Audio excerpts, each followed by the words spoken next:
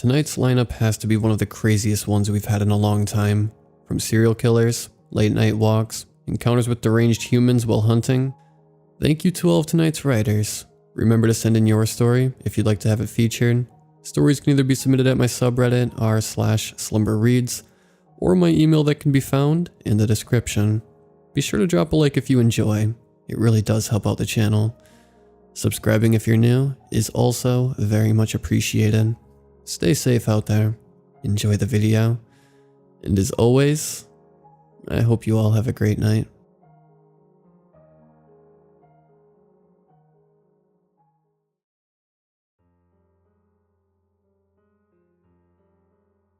It was late at night, and we were driving up to the family cottage when the first police car came up behind us on the highway. My wife didn't see it at first, and she made a surprised noise before pulling over to the side of the single-lane highway. We slowly came to a stop on the gravel shoulder, and the cop car sped past us. After a few moments, my wife pulled back onto the road. It was odd to see a police car, or any vehicle for that matter, this late at night on Highway 7. It was 3 a.m., and that had been the first car we'd seen for a while. After driving for a few more minutes, she exclaimed again and pulled over quickly. This time, nearly a dozen police cars drove past. We watched them go in astonishment. What on earth would be going on to cause such a response? We live in Canada, so murders and gun crimes are uncommon. My first thought was an arson, or perhaps a drug bust, but that didn't seem right for the amount of cars and the time of night. The thought of a murderer on the loose didn't even cross my mind. Not at the time. We just kept driving and she pulled over 3 more times to let police cars go by. Each time more than a few cops sped past at high speeds. All told, about 30 of the squad cars went by before we saw the last of them. The stereo had nothing but static for the most part, and Twitter was silent on the subject when I used the intermittent data service on my phone to check for police news in the area.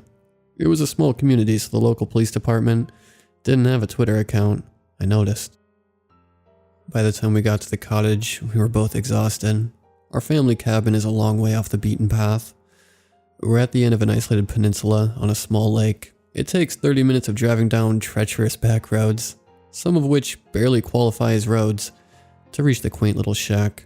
And that's after the 4-hour drive on freeways and single-lane highways just to get into the area. The place was so dilapidated we told people we were going camping when we went up there, even though it was technically a cottage.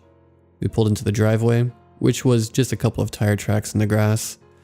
I got out of the car and swatted mosquitoes as I pulled up my phone and turned on the flashlight app.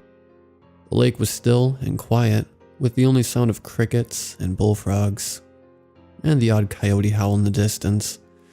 It would be another couple of hours before the birds began to sing, and the bass began to jump off the water, making unexpected splashing noises.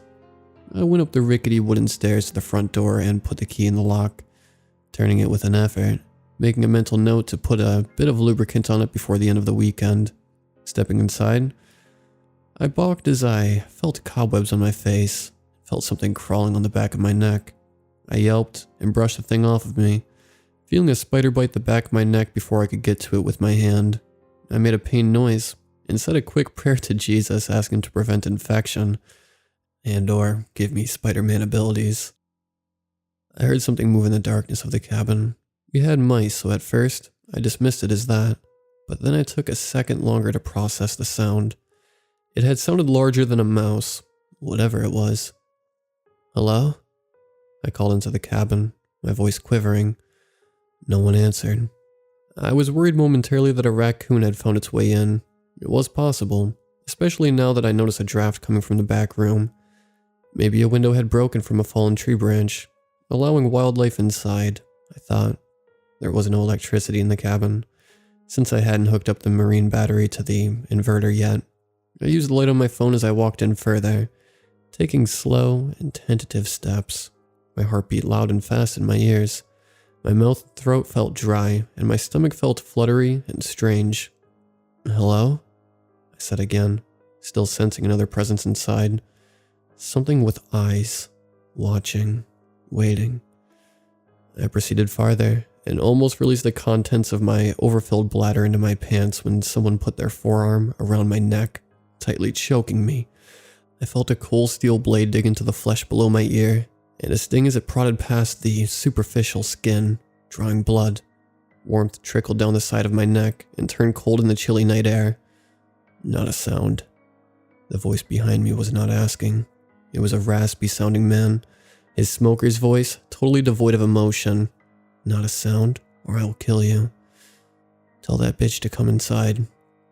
My wife came in, saying something about how tired she was, and then dropped what she was carrying and screamed. She stood frozen in the doorway, mosquitoes flying in past her, the car headlights making her into a silhouette, a caricature of a scared person. Her hands were up at the sides of her face and her legs shook. She tried to say something but stammered and stopped. "I'm gonna take your car," the man said. "Give me the keys." I looked at my wife and tried to tell her to give the man the keys, but my voice didn't work. Another person was in the room, I noticed suddenly. There was a young teenage girl in the shadows. Behind the couch on the floor, she rocked back and forth silently in the darkness. The knife dug further into my neck and I cried out in pain. "The keys," he said again. "They're in the car," my wife managed, her voice just above a whisper. "Your phones," he said. Again, not a question. I handed my phone to him, my only source of light. There were flashlights scattered around the cabin, but the batteries inside would be questionable at best. We would be left in utter blackness, without a car, but that was the least of our concerns at that moment. My wife put her phone on the ground and kicked it over to him. After he told her to do so, he told her to move away from the door, and she came inside and stood in the kitchen. Now we were at an impasse. He would have to let me go if he wanted to take the girl with him, the one crying in the corner. I felt a wave of sorrow for her, knowing the feeling of just 1 minute at the mercy of this terrible man. His voice was inhuman, monstrous. He took the knife away from the side of my neck quickly and stabbed it into my thigh, up to the hilt. I screamed and fell to the floor, writhing in pain and rolling back and forth. The agony was so intense I couldn't catch my breath, and felt for a moment that I would lose consciousness. I stayed awake though, and felt fresh pain as the man reached down and pulled the knife out of my leg. Blood spurted high into the air and all over his face, drenching him in my blood. He laughed and looked down at me, his face crimson red and dripping, except for the whites of his eyes and his smiling teeth. He wiped the blade of the knife on his shirt, carefully, methodically.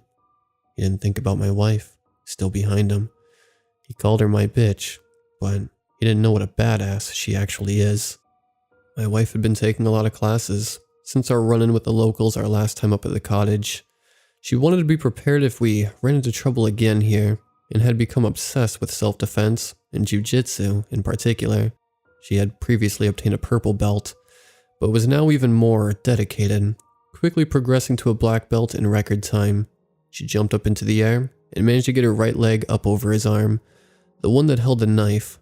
A flying armbar is a difficult maneuver to pull off, especially against a taller opponent, but she had been practicing like it was a full-time job.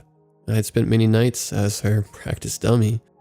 She wrapped her arms around the man's wrist and yanked backwards with all her body strength. She had been working out and managed to break his arm with a loud snap. I'm sure the adrenaline pumping through her veins helped maximize her torque, as I had never seen her so successful against a larger opponent. She had also caught him completely by surprise. I heard more bones crack as she pulled back even farther, not relenting at just one broken bone. The man screamed and howled as his ulna and radius broke in multiple places. His shoulder popped out of socket farther and farther. I heard another loud snap. His humerus, maybe. I thought we had him beat then, but just as he had been caught by surprise, so were we. The girl who I thought was his prisoner suddenly appeared behind my wife and pulled her off the man, screaming and swiping at her. She had a knife as well, I saw with alarm. It was smaller, but she had it gripped tightly in her fist. The light cast by my cell phone, which lay haphazardly on the floor, illuminated the scene at times, but it was mostly shrouded by darkness. I couldn't see what was happening. As I held tight pressure on my wound, I pulled off my shirt and wrapped it around my leg as a tourniquet, trying to make a futile effort to ignore my blood loss and get up to help. The man was no longer writhing on the floor. He had a furious look on his face, and his arm hung limply at his side. I was suddenly terrified as I watched him get up to his knees shakily and try to stand. He fell once, face planting with a loud smack into the wooden floor. It seemed to not affect him though, as he just got back up to one knee again. Then I saw in the dim light what he was searching for. His knife was laying on the floor, just out of reach. He was trying to crawl over to it. In the darkness, I heard the two women fighting. It was starting to sound like my wife was getting the better of the younger girl, who was fighting like a wild woman. She had been screaming and sticking her with a tiny knife again and again, but was beginning to lose steam and slow down, her arm suddenly heavy and tired. My wife finally got a hold of her arm and twisted it backwards, dislocating the young girl's shoulder. She fell to the floor in a heap, holding her arm and making hurt animal-like noises. The man was just about to reach the knife. I realized. I shouted to my wife and told her to look out. She saw, but just a moment too late. She was going to try and kick the man in the chin as he reached for the knife, but he saw her at the last second and pulled away. She slipped on the floor, which was slick with far too much blood, as her foot missed his face and the force of her kick lifted her off her feet. She fell down hard on her shoulders and neck, but didn't stay down for long. She got up covered in blood and tried to avoid the man as he slashed at her with the knife. My wife backed up into the kitchen counter and felt around behind her for a weapon. She found one. The man came at her and lunged. She sidestepped out of the way and he went past her, flying all of his body weight into the kitchen counter. He looked like he had the wind knocked out of him and was stunned for a moment. That was when my wife hit him in the back of the head with a frying pan, and hard.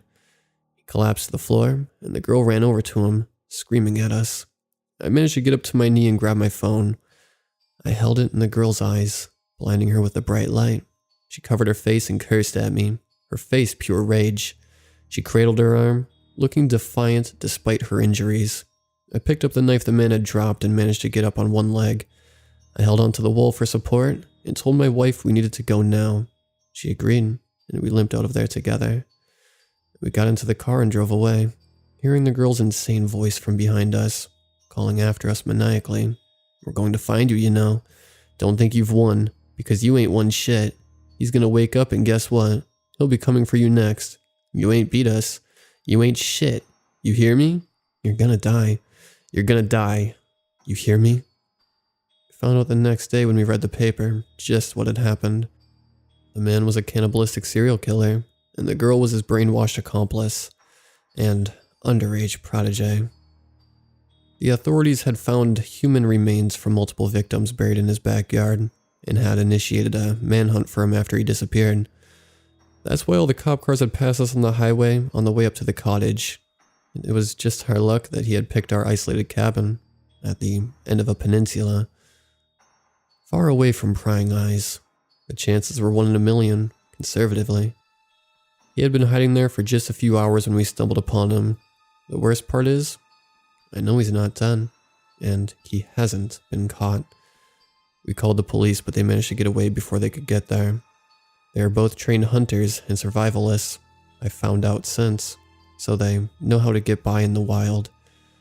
I only hope the police manage to catch them before they can find us. I'm worried because I know there's a few things in the cabin that could have identified us. A fire permit which bore my mother's name hung from a board in the living room. The police say it wasn't there when they checked the cabin. I've got a new security system and additional locks on my doors, but I don't know if we can prevent the inevitable. It might be time I started taking jujitsu classes with my wife.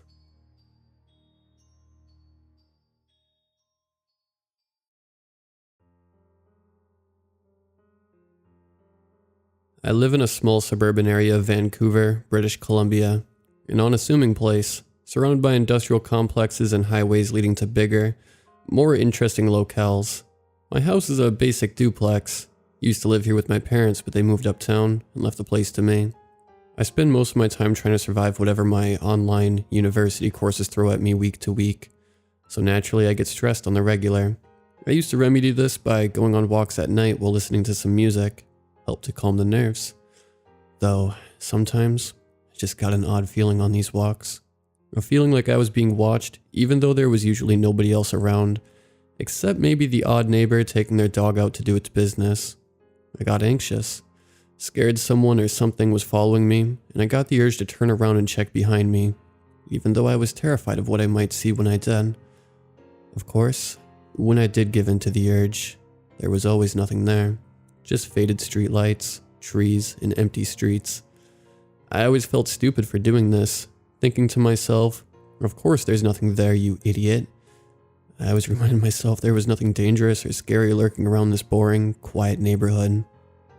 I don't believe that anymore. One night, in around mid-August, I was sitting on the couch downstairs in the front room of my house, doing some studying. It was around 1 in the morning and I was getting stressed because my final exam that I was studying for was in 2 days, and I had wasted most of the previous week playing Red Dead Redemption 2. So, as I usually did in these kinds of situations, I threw on my sandals and stepped outside for a stroll. It was quiet, but not unnaturally so. Typically, nobody would be out at this time save for me, and that was the case on that night. Or so I thought. The only sounds were the faint hum of the streetlights and the roar of the engine of the odd car driving down the nearby highway. I stepped out the front gate of my yard, put in my earbuds, and threw on my favorite playlist. I didn't see anything out of the ordinary at first. My music was only playing at around half volume, so I could still hear the familiar silence around me. The temperature was about what one could expect at 1 a.m. in late summer in Western Canada. There was the familiar anxiety of being watched, but since I knew there wasn't anyone else out there, I chose to ignore it and carry on with my walk. Everything was fine. I wish it had stayed that way. I had maybe gotten 5 or 6 feet away from my house when I noticed the flickering of the streetlights. They're pretty old, so it wasn't out of the ordinary to see them flicker slightly, but that night, it was more erratic and pronounced. I also noticed only a few of them behaving like that, particularly only the ones near me. I saw the ones closest to me flickering so alarmingly and uncommonly fast, while the ones further down the street in front of me were seemingly normal. Then my earbuds started to malfunction.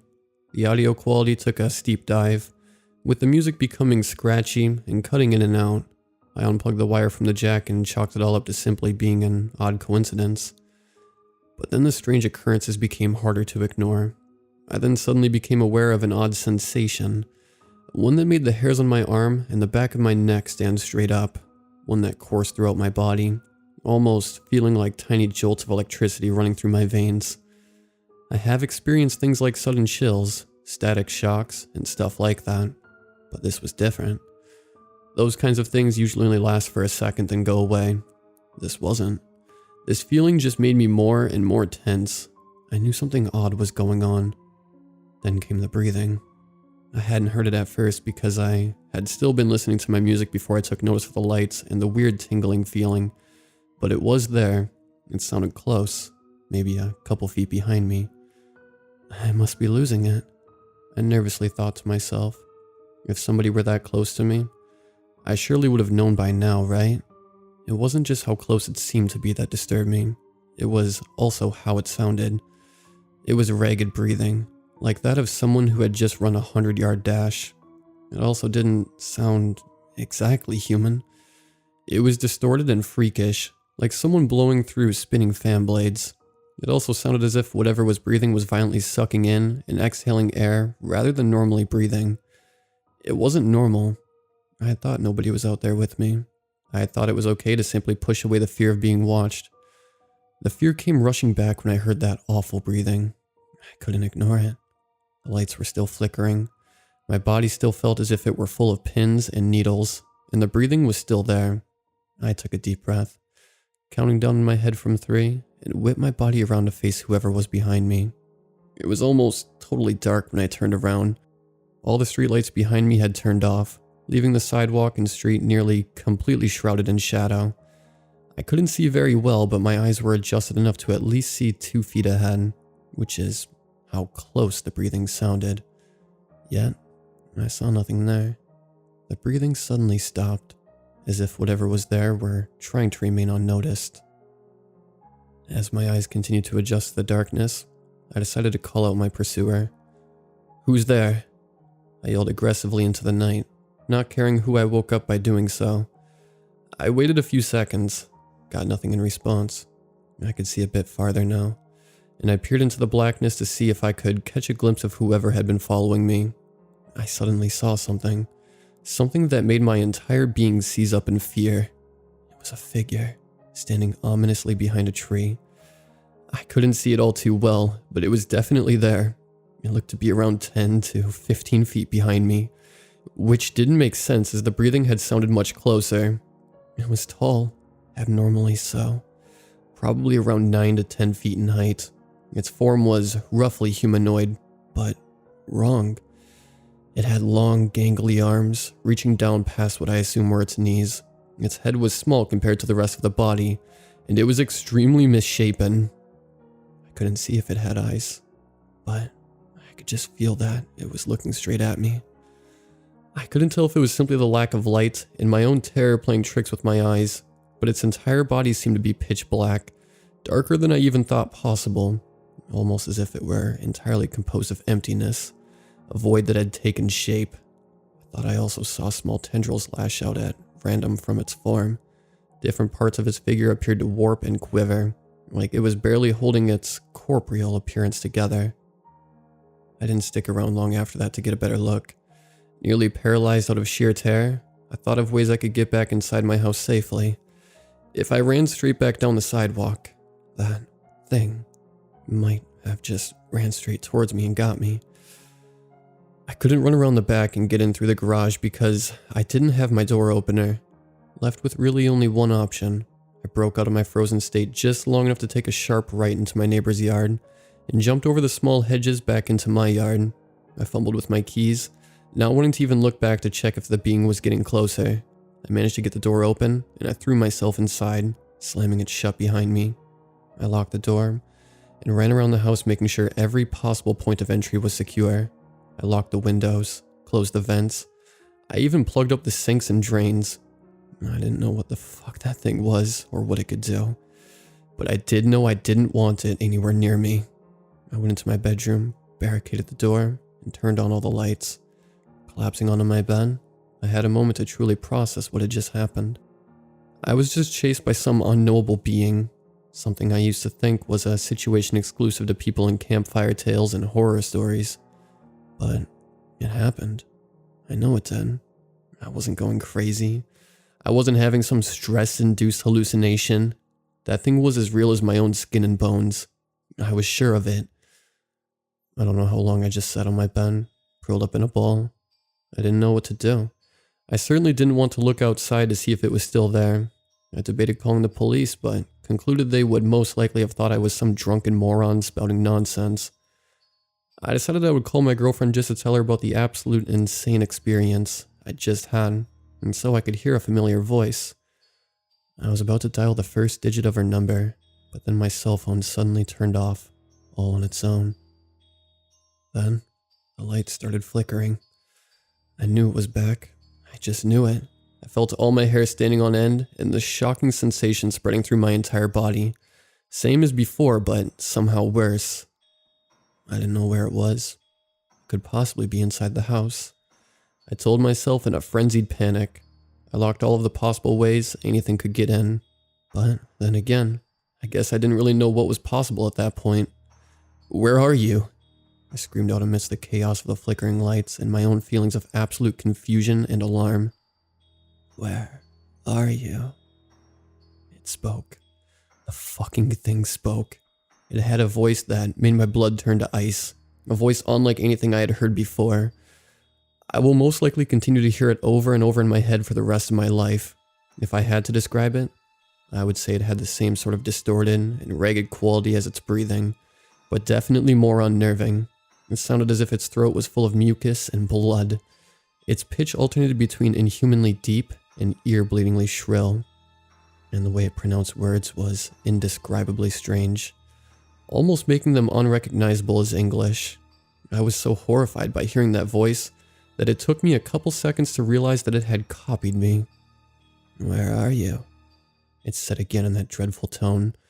I couldn't distinguish where it was coming from. It sounded like it was all around me. "Where are you?" It repeated once more.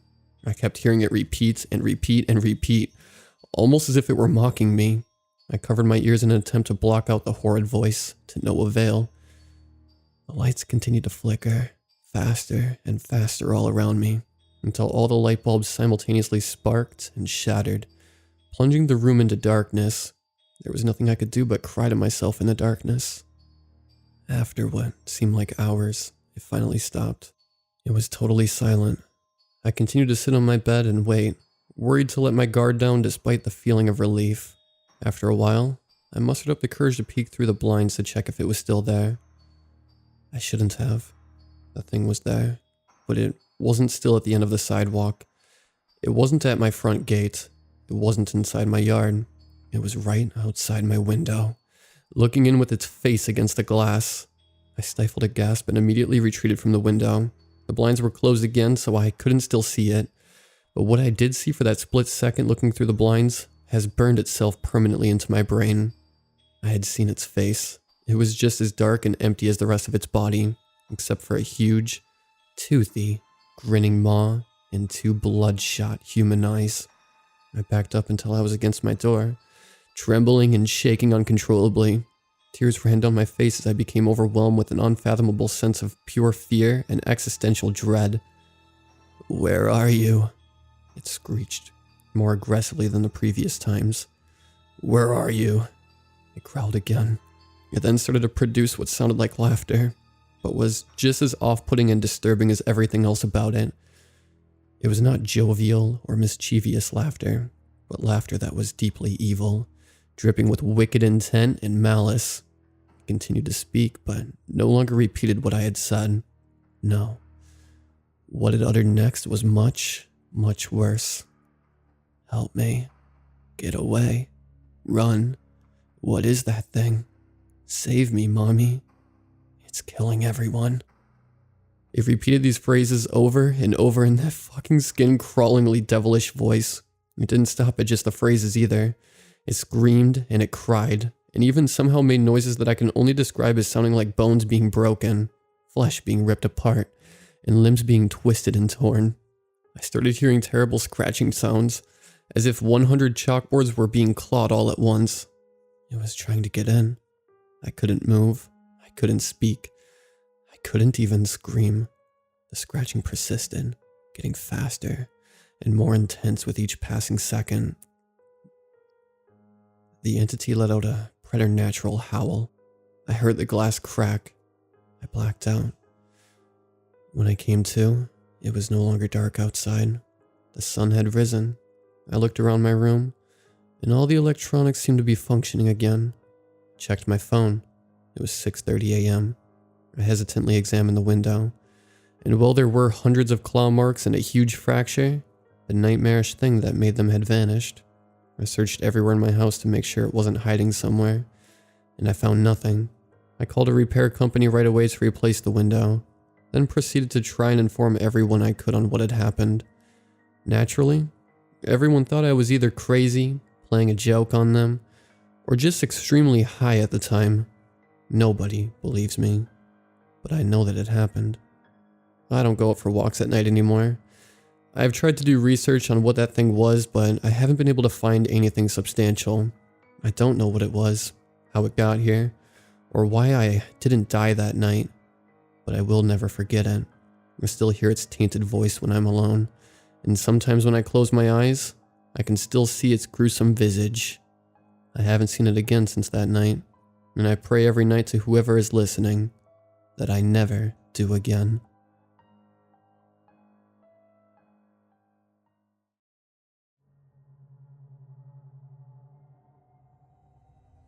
There's this old house across the street from the bus stop. Every weekday morning, the kids gather at the bus stop to wait for the school bus. I remember going to that bus stop when I was a kid. Now I live down the street some distance from where I grew up. Driving past, I noticed all the kids were staring at this old house. I always thought it was empty, unsold. The yard is overgrown, and the fence boards have fallen down. I looked at the place, wondering what they were staring at. I'd slowed down so much, driving, that the school bus had come around the corner and put out its stop sign. I stopped, thinking, I am supposed to stop now until the sign retracts. Even on this side of the street, I had to anyway. 2 girls were dashing with their backpacks loaded with stuff across my path to get to the bus. I took another look at the house. It was kind of dark out, overcast, and inside the place it was very dark. I still didn't notice anything. I looked back at the bus, waiting to go. The kids were chatting, pointing, staring. Many of them looked surprised or scared. I looked back at the house and then I saw it. In the window was a figure, pale as white. The figure was human-shaped, but it wasn't human. It had no face, no hair, no features.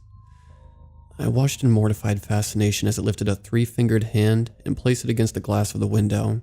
I was shocked and appalled at the dreadful thing in the window. Although it had no eyes, I knew it could see me. I stared at it. My skin felt cold, and I realized I was holding my breath. Suddenly, the blare of an annoyed car horn behind me signaled. I blinked and breathed and looked again at the window of the old house. The thing in the window was gone, so was the bus. I had sat there with my eyes wide, unable to look away. The horn of the car behind me honked again and I took my foot off the brake, and, on some absurd impulse, I pulled into the driveway of the old house, instead of leaving.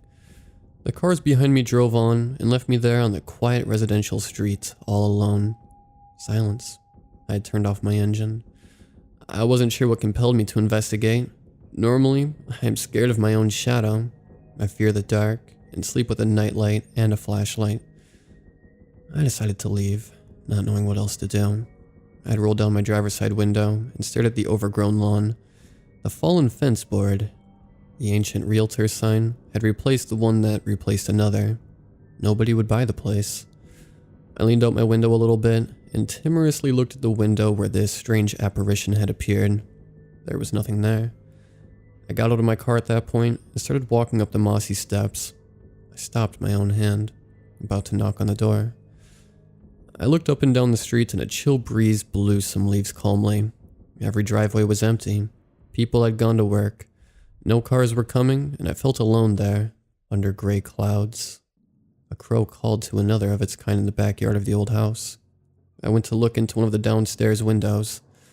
Wading through the tall grass and weeds, it was very dark inside, and the skies were reflecting on the glass, gray and darkness. I cut my hands over the glass to see inside. Nothing. No movement or anything. Relieved and proud of myself for having a little courage, I went back to my car. I crossed the yard and went past the front door and then dropped my car keys, which I already had pulled from my pocket as I returned to my vehicle. My keys clattered onto the pavement between 2 patches of moss. I felt a scream of terror in my throat catch and choke me. The front door of the old house had opened. There in the doorway stood the stranger with the white-as-bone flesh. It was vaguely human-shaped, but had no face. Yet, even without eyes, it was looking at me, angry at my trespassing. I could sense that I was in danger, that I had disturbed something cruel and evil. I reached down, fumbling for my keys, unable to look away from the horror in the darkened doorway. When I had my prize, I dashed from my car and lost my balance from the awkward start. Hunched over and looking up and then trying to run. I fell and skinned the palm of my hand. Then I got to my car and collided with my driver's side door, flinging my keys inside to the floor through the open window. The door was locked. I'd locked it. I reached in and found the lock and opened my door. I heard soft footsteps approaching me from behind. I got into my car without looking back and then retrieved my drop key again. I ignited the engine and put my car into reverse. As I escaped the driveway, I saw it there at the bottom of the steps. From a blank face, an opening had formed, and a pink tongue slithered out to taste the bloody palm print I had left. My hand was bleeding from the fall, and I left some blood there on the pavement for it. It looked up at me as I drove away, the front door still open. I realized I was speeding and yelling inarticulately. My hand hurt. I still don't know what that thing was, and I haven't seen it since.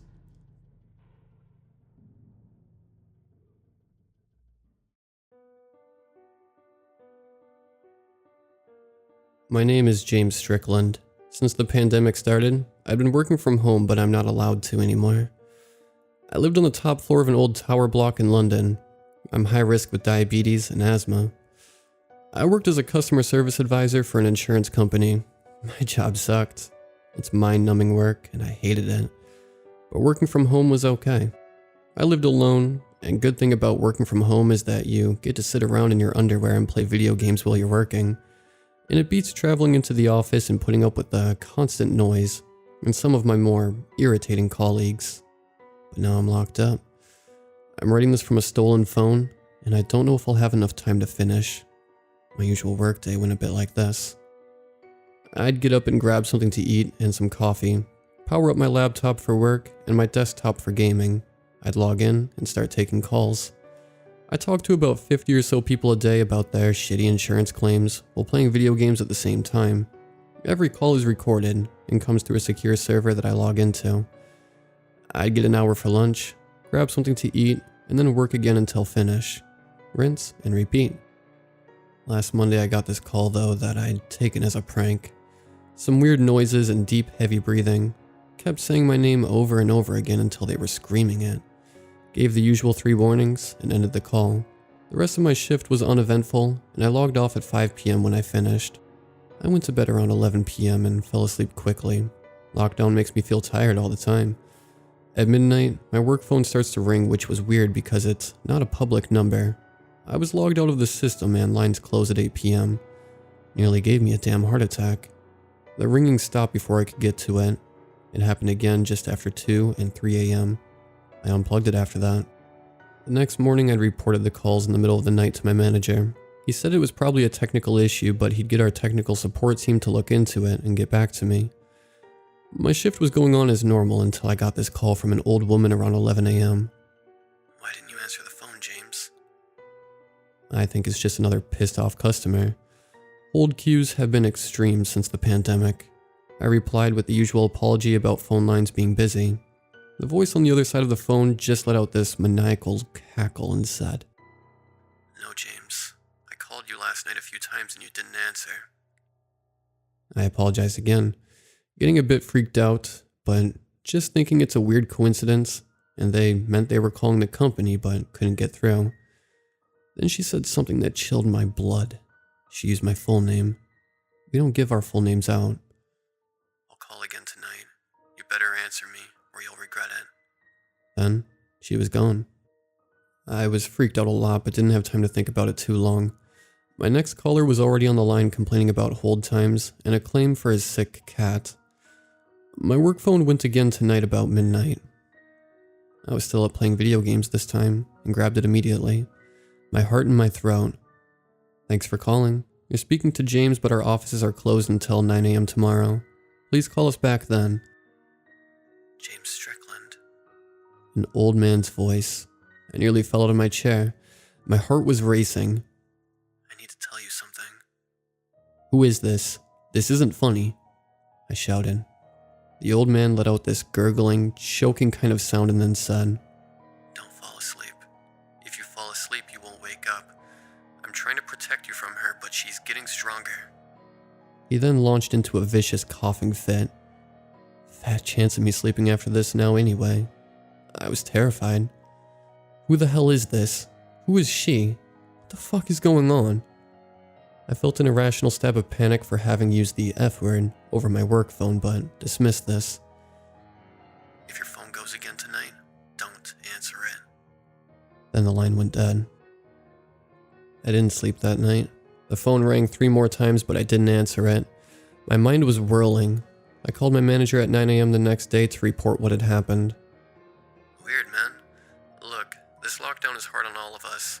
Take a few days off," he chided. I was pissed off with his dismissive tone. "No, I need you to pull the recordings and see who's making these calls. Can we block the number?" He sighed, sounding irritated. "I'll see what I can do. I better go. I've got a Zoom meeting. Take care. I'll catch up with you in a few days." I knew he wasn't going to do anything. My manager is super unreliable. My doorbell rang. I wasn't expecting anyone, and I stayed away from people now. I'm terrified of getting the virus, but I went to check anyway. As I approached my door, I could hear this awful cackling and scratching at my door. I was terrified. There's no way I was going to open the door. I quietly put the chain on and looked through the peephole. It was pitch black. Then, an eye appeared staring right back at me. A horrible, bloodshot eye. The cackling escalated into a horrendous shriek. An ungodly banging started on my door, so hard that it cracked right down the middle. I ran back into my bedroom and grabbed my mobile phone to call the police. But it was dead. No charge at all. This was weird as it was on charge all night. I tried to plug the charger in and nothing happened. I grabbed my work phone to call the police on that, but there was just the same awful shrieking cackle down the phone. I tried to hang up again and again, but just the same horrendous laugh from the handset. I ran to my kitchen and grabbed a knife and ran back to my front door. I screamed at it to go away. The banging just got louder, and a chunk of the top of the door had broken away. "I'm going to make you sick, James. I'm going to make you sick, and you'll die." It was laughing maniacally. I could see this matted, long, dirty gray hair obscuring a dirty, pustule face. Open weeping sores, with wildly staring cataract-ridden eyes staring right back at me. Madness and malice gleaming in them, like malignant cancer. I was screaming as I removed the chain and ripped my front door open, knife raised above my head ready to strike. I plunged the knife into the handle, stabbing again and again, even after that awful screaming cackling stopped. I was covered in blood, but at least the crone thing was dead. It wasn't human. This thing was the personification of disease. Scaly, knobbled tentacles protruded from small openings all over its body. Weeping sores winked at me, pus and viscera pooling around it onto the floor. I couldn't look anymore, and vomited all over it. I ran back into my apartment to call the police again and grab my office phone. It was still shrieking and cackling at me. The crone was on my laptop screen, my PC monitor, and on my TV, reaching out towards me with those hateful tentacles. I grabbed my chair and smashed my laptop, TV, monitor, and phone, but the tentacles had detached and were sneaking up the chair. I threw the chair out of my bedroom window where it would shatter 13 floors below. My phone, still cackling, went with it, along with my laptop, monitor, and television. I was swearing, covered in blood, and the wind coming in through my broken window was startlingly refreshing. I think I must have passed out then. When I woke up, I was in a police station. I told them what happened, and shortly after I was transferred to a psychiatric ward. They're trying to tell me that I stabbed the postman to death, and there were no calls. I know that's a lie. Sometimes I can still hear the cackling, and even worse, I've started to cough, and my temperature is high.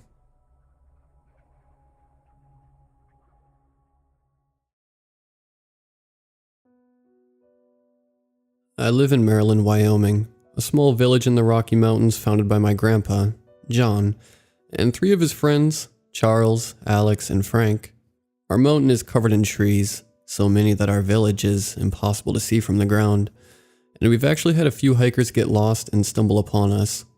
We've been living up here since I was 6. We just got internet up here 4 years ago, and I was gifted a smartphone for my 15th birthday. We aren't some kind of cult or anything, as we don't have fanatical religious beliefs or perform ritualistic sacrifices. Our families just realized that there is so much more freedom to have up here than there is in the town of Clare. We thrive by selling small and large game to the butcher in Clare, who is always low on meat, and trees to the woodworkers. It isn't much, but it keeps the electricity here, and it provides enough for new clothes and food. We understand that hunting out of season is illegal, but we are paid under the table, and the butcher relies on us for meat, so he doesn't tell the authorities about our profession. The older children and I still attend school in Clare, or at least we did until the virus started coming around, and I just finished my sophomore year. Now that school has been out, I've been learning how to hunt large game, such as elk and bears. I've been deer hunting for the last few years, and I'm a pretty good shot with a rifle, but elk are much harder to kill than deer, and bears are the most dangerous predator on the mountain. Or so I thought. On Tuesday morning, it was probably about 5 in the morning, I decided that I was ready to go out on my first solo hunt. I had heard coyotes in the area the past few nights, but they were especially loud that night, as though they were getting closer. I left a note on my bed, just telling my mother what I was up to, and that I would be back by midday. I will admit, hunting coyotes alone is a bad idea, but I knew that I could handle it. I'm one of the best shots we have, and I've been hunting for years now. Nothing could have prepared me for what I was about to encounter. As I was sitting in my blind, waiting for coyotes, I heard a branch snap to my left, followed by rustling leaves. I was confused for a couple of reasons. It sounded as though someone had just stood up and started walking. It definitely wasn't an animal. My first thought was a hiker, but it was only 6:30 in the morning and there was no camp set up. I looked in that direction through my scope and was greeted with the most horrifying sight that I've ever seen. A man was standing there, looking straight at me, smiling. Not just a grin, but a wide, toothy smile that made me freeze up. He was completely bald, over 6 feet tall, probably weighed about 240 pounds of pure muscle. "You're a little young to be out here alone, aren't you?" I don't respond. I can't respond. I can't do anything. I can't move. All I can do is stare at that horrifying smile, and then I noticed the handgun in his waistband. I looked back at his face, and the psychotic look in his red, bloodshot eyes sent shivers down my back. I suddenly realized that this was life or death, kill or be killed, me or him, so I fired. The round soared about 2 feet above his head, as I remembered that my rifle was sighted in for long-range shooting. I quickly chambered another round and looked back through my scope. Nothing. He was gone. I began scanning the area through my scope, thinking that maybe he had ran away. After my third sweep, I concluded that he wasn't in the area. No obvious displacement of leaves could be seen, and I could hear nothing. "God damn it," I muttered under my breath. That's when the laughing started. The evil, maniacal laughing. And the most disturbing part is that it was coming from right behind me. I heard the hammer of a revolver being pulled back, barely audible over the cackling. I slowly turned around, and just as I saw the man standing right there, in my blind with me, he pulled the trigger, and the bullet went tearing through my shoulder. As I fell to the ground, my rifle fell outside of my blind. I was defenseless. The man stopped laughing. "You were prepared to kill me, weren't you? Little shit, answer me." His smile was gone now, replaced by a look of pure malice and hatred, but one glance into his eyes revealed the same psychotic look. "I didn't mean to." "Bullshit. You pulled the trigger. That was your last mistake, kid." And with that, he shot me again, this time in the stomach. As I was slowly fading out of consciousness, I noticed the tattoo on his forearm. It was a cracked skull with a snake coiled around it. Before passing out, I got one last look at the man's eyes. Those eyes. I awoke back in my bed. At first, I thought I'd been dreaming. Then I realized that the overwhelming amount of pain I was experiencing was abnormal, and I remembered what had happened. My mother was waiting by my bedside and instructed me to stay still. She informed me that John, Charles, Alex, and Frank had been out searching for me after they heard shots and had brought me back just in time to clean my wounds. The bullets traveled straight through me and hadn't touched any vital organs, and therefore she was able to stitch me up herself. 3 hours later, at about 8 on Wednesday night, my grandpa came and questioned me about what happened. I told him everything and gave him a rough description of the man. At the time, I couldn't remember what specific tattoo the man had, so I just told my grandpa that he had a black tattoo on his right forearm. After that, I went back to sleep. Thursday morning, my mom told me that the men had all gone out looking for my attacker. There was 7 in total. It was John, Charles, Alex, and Frank, and the latter 3 had sons that went along. That night, only 4 of them returned, and they were carrying 4 bodies. Charles had been killed, as well as Alex and Frank's son. My mother took me outside, and some of the other women started digging graves while mourning their losses. The hunting party had come across a small camp about 6 miles into the woods, and as they approached, the man opened fire with a handgun, killing the 3, before John shot him clean through the head. That explains the 4th body. "Is this the bastard?" asked Alex. "Is this the bastard who shot you?" I started examining the body. I couldn't identify the man by his face, as my grandpa almost took his head clean off. He must have used his bear rifle. This man was still extraordinarily tall, even without the head. He was also built like a truck, different clothes, but that doesn't mean anything. And then I saw the tattoo. A cracked skull with a scorpion on top of it. Not a snake. My heart dropped as I realized that they got the wrong guy. I almost fell to my knees when I realized that not only did they not get my attacker, but that the tattoo was clearly a symbol, implying that my attacker is part of a group, and he's still alive. Those psychotic, malice-filled eyes are still out there. I didn't have the heart to tell them no.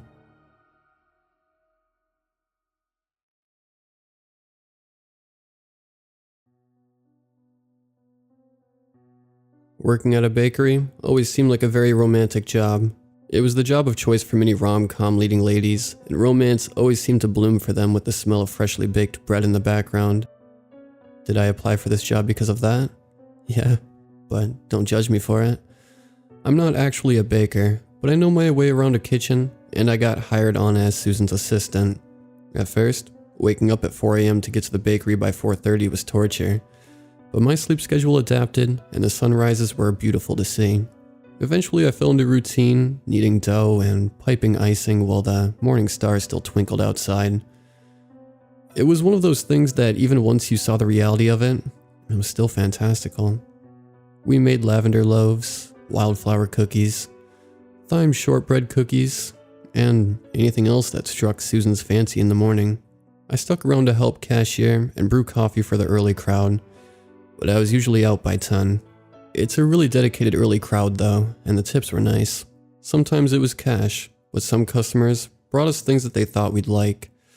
I've gotten wildflowers, shiny stones, vials of stream water, and fresh sunflower seeds placed in a tip jar.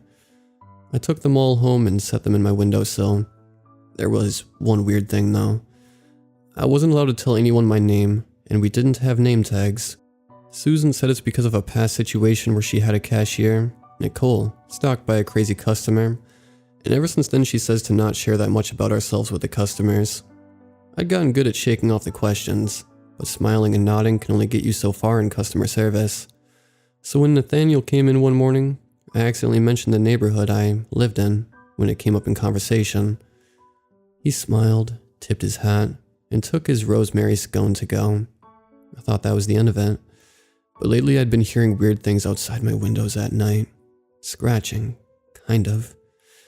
It sounded like what a tree branch scraping on your window would sound like, except there are no trees close to my windows. Regardless, I still came to work every day. Nathaniel has become a regular now.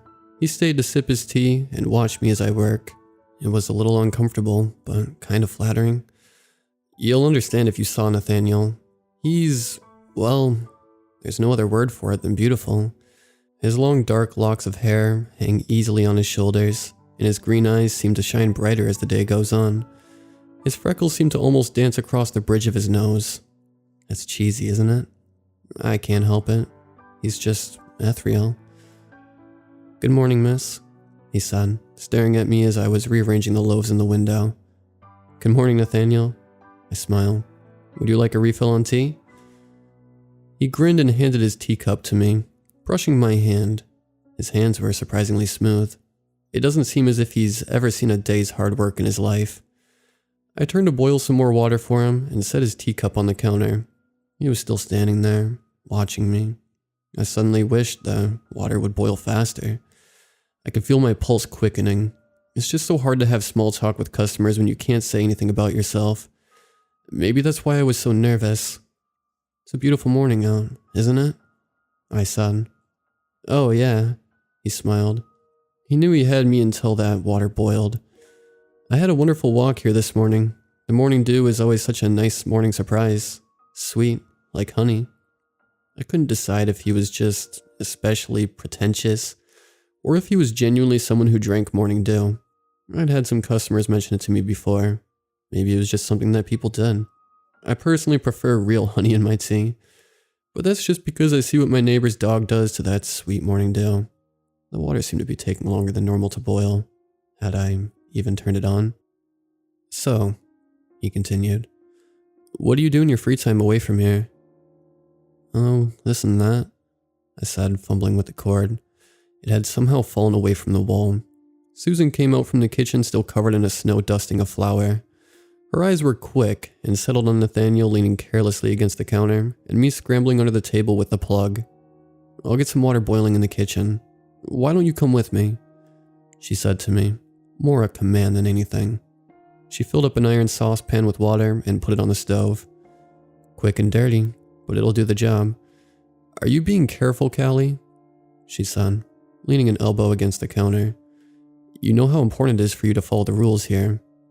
I was baffled. Was I being reamed out about forgetting the plug on the electric tea kettle? Surely she knew it had been a mistake. Sometimes I'm a little slow to things, but she knew I'd been trying my best. Yes, of course. I'm sorry about the kettle. I don't know how... I mean, are you being careful about yourself? She cut me off. We have a very loyal clientele. Fine folks, but boundaries are important here. I knew that Nicole's disappearance had rattled her. It'd be insane if it didn't. But that was just a one-time crazy incident. The stalker had been arrested and was in a maximum security psych unit. He never said what happened to Nicole, but she seemed to have vanished without a trace. The police tried to find her, but it was as if she'd fallen off the face of the planet. Her stalker was no help either. They interrogated him for days, but he just kept saying she'd left to be with family. It was assumed she was dead. Sure, Nathaniel was a little weird in that electric, artistic way, but there was no way he was a stalker or a murderer. Just weird. Susan, I said softly, I'm being careful. I promise nothing is going to happen to me. I took the now boiling water and made Nathaniel's tea. I thought that was going to be the end of it. I really wish it had been. I wish I'd listened to Susan. There was so much I didn't know. After that, Nathaniel didn't come around anymore. I started having trouble sleeping though. I thought that waking up every morning so early meant I would sleep like a log at night, but the damn scratching kept me up so late. Work started to get weirder. Susan seemed more cagey, and the clientele seemed less friendly. They still lined up in droves for our scones and pastries, but they felt more like a collective swarm of angry wasps. The energy was frantic even as they sipped their tea, staring at me from the tables. Complaints started to roll in about me. I wasn't friendly, or I wasn't customer service oriented. Customers bare their teeth as I forgot to say please and thank you. I dodged personal questions without any care or regard for politeness. I could just never sleep. The scratching became so loud at night I'd barricaded myself under my bed. The windows rattled. Sleep seemed to be a thing of the past now. I felt like a zombie dragging myself into work in the morning. I'd made my first mistake when I was boiling lingonberries for jam. I nodded off, just for a second but long enough to spill the jam and get a nasty burn on my hand. Susan sent me home for the day to rest and take care of myself. The bell tinkled above me as I left out the front door to drive home. It was 6:30, which meant customers were getting ready to come in. I smiled and waved at the queue as I made my way to my car. Susan would be okay. She said she was going to call in some help to manage the register while I was out.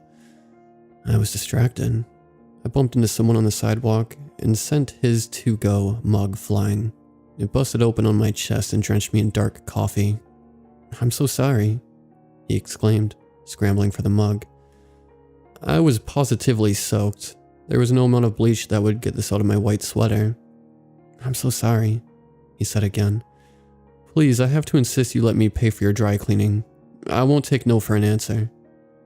I was exhausted and not in the mood to argue. Besides, it was my favorite sweater. I tried to push the thought out of my head that technically it was my fault. Well, I guess it was. Felt like one second it was free and clear, and then the next second he'd appeared out of nowhere. He'd proffered a pad of paper for me to put my information on. I wrote down my information, ignoring my aching burned hand as I spelled out my name and contact information. He took it from me and smiled. "Excellent.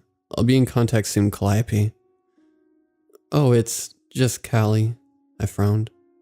There was no way I wrote out my actual name. I've always gone by Callie, but maybe he was just one of those weird, pretentious dudes. I waved as I went to my car, desperate to get home and lay my head on my pillow. I glanced up as I put the car in reverse to back out. The man I'd run into had gotten into line outside the bakery. He smiled wolfishly and raised his hand in a wave. "I should have known. You never give them your name."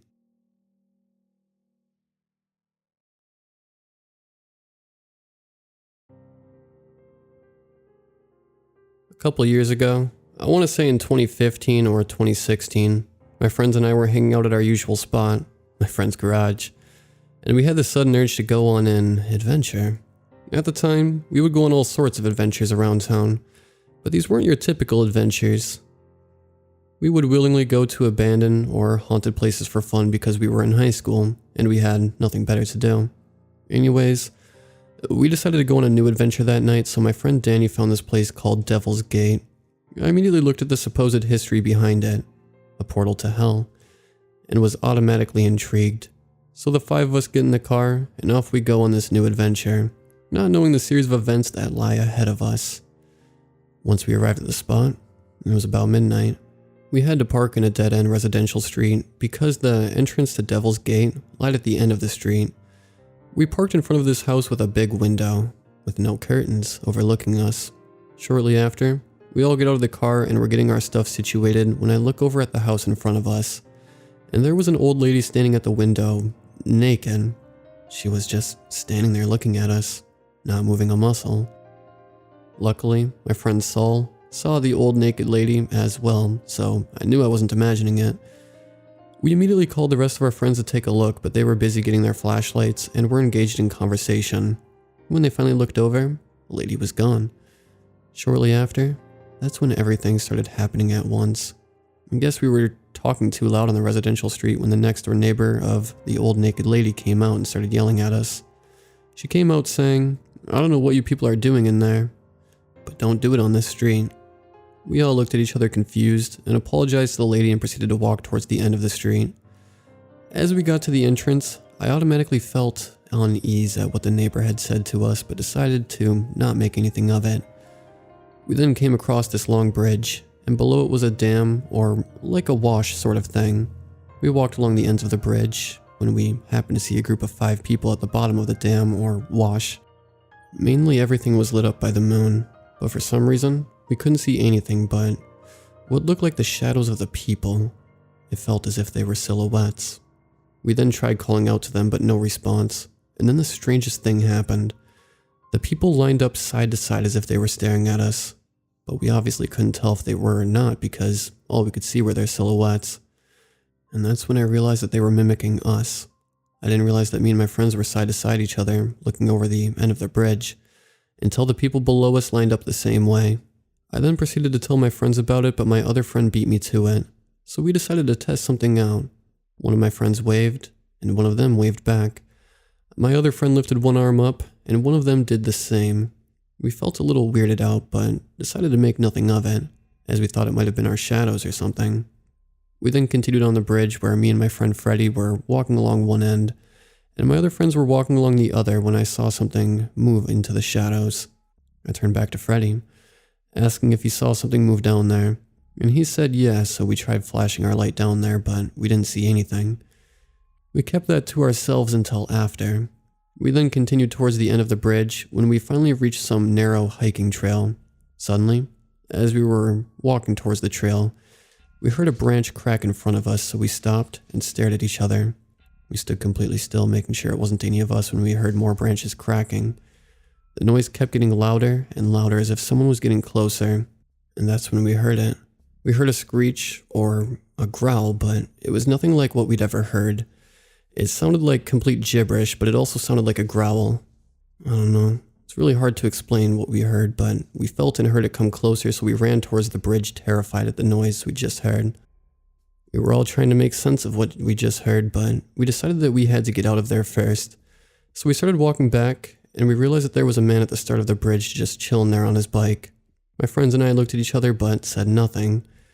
We knew we had just passed him in order to get back to the car, so we walked along the side of the bridge trying to keep our cool. However, before we reached the man, we had looked over at the same spot where we saw the silhouettes and shadows of the people, but we saw nothing. That's when we realized what we saw earlier wasn't our shadows. As we finally got closer to the man on his bike, we noticed he was smoking a cigarette dressed in all black. When we finally reached him, he put out his cigarette, told us to have a good night, and proceeded down the bridge towards the unexplainable noise we just heard. We then ran towards the car, didn't say a word to each other. We sat in the car in silence for about a minute until we finally decided to leave. That's when things started to get worse.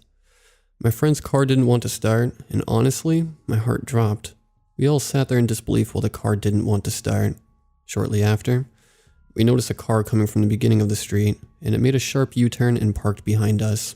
A guy then rushed out of his car while on the phone and ran towards the entrance of Devil's Gate. We couldn't believe what we just witnessed. It all felt like a scene from a scary movie. We sat there trying to comprehend what just happened when my friend suggested that we go in there after him. It was probably the dumbest thing to do, but we did it anyway. We all rushed out of the car to catch up with the guy, but he was nowhere to be found. We were just about to get on the bridge again when we suddenly heard a scream. It was a woman's scream, and it sounded really close. Instantly, we started to back away from the bridge, and that's when we heard music. Not just any kind of music, like hardcore metal music. Coming from the same direction we heard the scream. That was when we turned around towards the entrance of the Devil's Gate. We were trying to figure out what was going on when I felt as if someone was watching us among the bushes. I felt very uncomfortable and kept glancing towards the bushes when I heard branches crack. I instantly told my friends that we had to get out of here, and they agreed, so we walked back to the car. However, we weren't even halfway back to the car when we noticed a group of guys walking towards us. We didn't think anything of it, but when they reached us, they blurred out, "Did you guys find her?" Caught us by surprise, and we asked what they meant by that. They started telling us about how a girl had gone missing there, and the story behind it. We listened, but it was stuff we already kind of knew, so we told them to have a good night. That's when they suddenly asked if we wanted to go down there with them. You would think that after what we just witnessed, we wouldn't go back down there, but we said yeah. It felt weird. It felt like I was being forced back down there. Not physically, but mentally. My mind went blank, and we were all walking back when I snapped out of it. I thought to myself, I'm not going back down there. What am I thinking? And that's when my friend snapped out of it as well. But the guys were insisting that we go down there with them, and that it would be fun. I still denied that it was a good idea, and my friends agreed, so we decided to go back. But then, one of my friends, David, said that he was going back down there with them, and he ran towards them before we could say anything. We couldn't believe it. And the worst part was that he was driving and he had the car keys. However, he didn't last very long, like 5 or 10 minutes, because we kept calling him to come back. He came back running, and said that the farther they went, the creepier and sketchier they got, so he ran. It wasn't until we got back to the car that I noticed their attire, which was all black. I can't really explain what happened that night, but it was one of the craziest things I've ever experienced.